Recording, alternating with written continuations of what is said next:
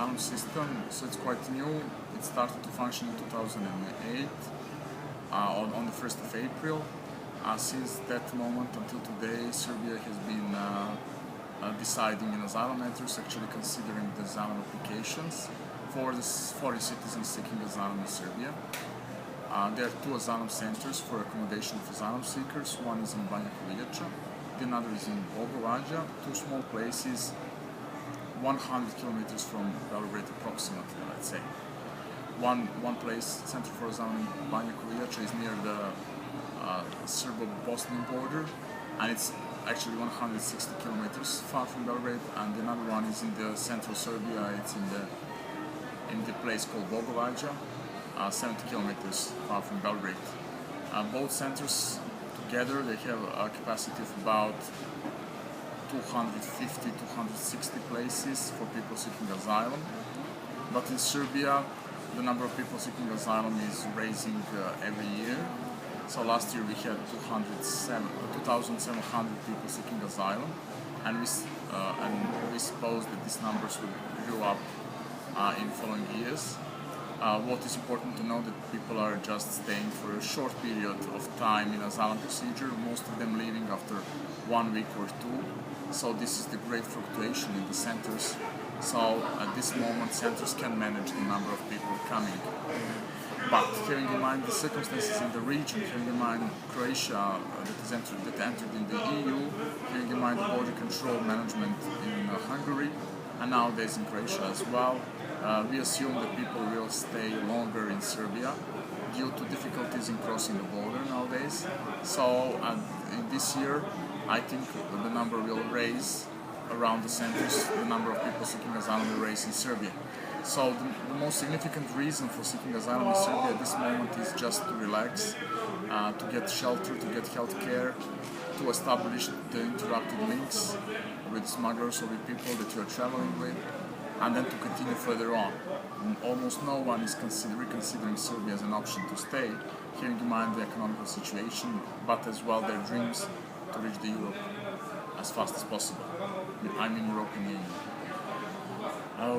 The situation in the centers, if you're seeking asylum, then you will have accommodation, but this capacity is quite problematic, I may say. It's not a long-lasting solution, so new camps are necessary in Serbia, especially small camps that should be dispersed all over the country. Otherwise, if we make big camps with a significant number of places, then we are risking to put all migrants in one place, to raise the animosity in the local communities, and just not to address this problem adequately. People are still choosing Hungary more than Croatia in order to reach European Union, knowing that the Serbo-Hungarian border is the last Schengen border. After that, you are safe actually. Then you can travel without the border limits further on toward the countries of the north and the west, where they usually go. Most of the people are coming from Greece, and in Greece they're coming from Turkey.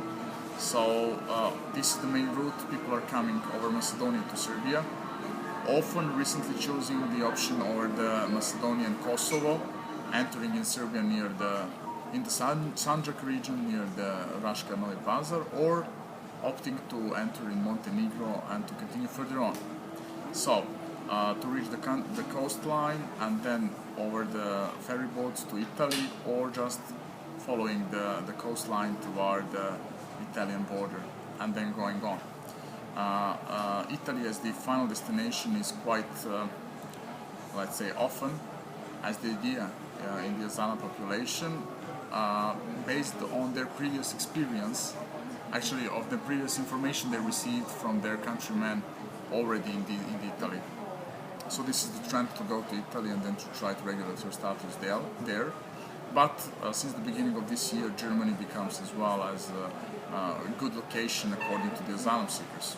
Our organization is providing legal and psychosocial support to asylum seekers and irregular migrants, and we are doing that for a long period of time, since the beginning of asylum procedure. In that sense, most information we get them directly from the asylum seekers, who consider us as their advisors, as the people that can assist them on this road. The road is quite risky, often with the difficulties. People traveling are let's say victims of various kinds of violence, possible trafficking, prostitution, bribery, or other kind of criminal acts. This is making very hard the whole trip, especially for the families and for the young migrants, especially unaccompanied minors.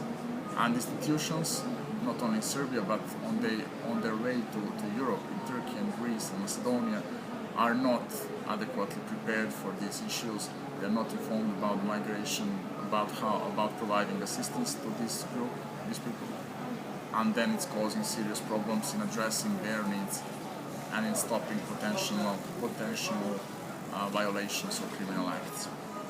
In that way, Serbia is just on the road at this moment, but things will change.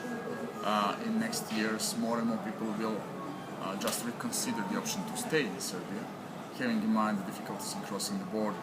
Frontex is quite present at the borders, and Hungarians are defending the border quite well, which is also the case in Croatia, which is now raising new centers near the border with Serbia and with Bosnia in order to protect their illegal entrance in the country. Concerning the asylum group, they're quite optimistic concerning the Croatia, so they know that Croatia is in the European Union. They're expecting to seek for asylum there and get some kind of protection, at least temporary, in order to reach the West as well.